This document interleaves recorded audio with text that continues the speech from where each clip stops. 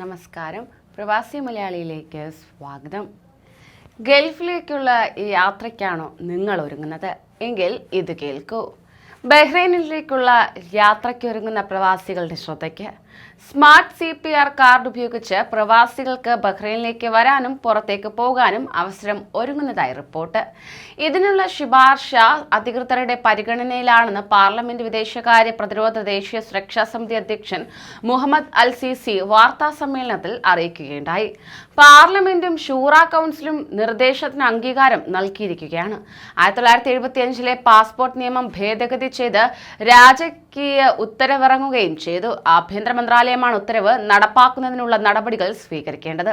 നിലവിൽ ബഹ്റൈനികൾക്കും GCC പൗരന്മാർക്കും പാസ്പോർട്ടില്ലാതെ തിരിച്ചറിയൽ കാർഡ് മാത്രം ഉപയോഗിച്ച് അംഗരാജ്യങ്ങളിൽ യാത്ര ചെയ്യാൻ സാധിക്കും. ഇവർക്ക് ഇലക്ട്രോണിക്സ് ഗേറ്റ് വഴിയും സാധാരണ കൗണ്ടർ വഴിയും പാസ്പോർട്ട് ഇല്ലാതെ കടന്നു പോകാൻ സാധിക്കും.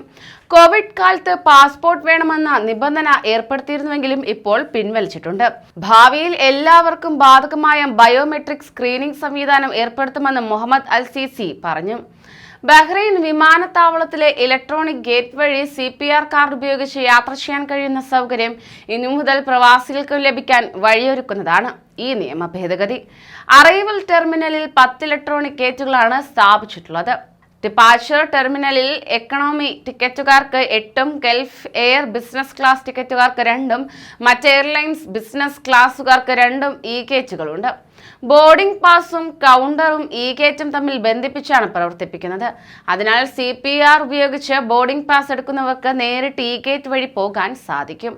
അതേസമയം ഇന്ത്യ ഉൾപ്പെടെ ബഹ്റൈന് പുറത്തേക്ക് യാത്ര ചെയ്യുന്ന പ്രവാസിക്ക് ബഹ്റൈൻ വിമാനത്താവളത്തിലെ ഇമിഗ്രേഷൻ പരിശോധന നിയമം ലാഭിക്കാം എന്നത് മാത്രമാണ് ഇതിന്റെ മെച്ചം. വിദേശത്തെ വിമാനത്താവളത്തിലും ബഹ്റൈൻ വിമാനത്താവളത്തിൽ ബോർഡിംഗ് പാസ് ലഭിക്കുന്നതിനും പാസ്പോർട്ട് കാണിക്കണം. അതിനാൽ യാത്ര ചെയ്യുമ്പോൾ പാസ്പോർട്ട് കൈവശം ഉണ്ടാകണമെന്നത് നിർബന്ധമാക്കിയിട്ടുണ്ട്.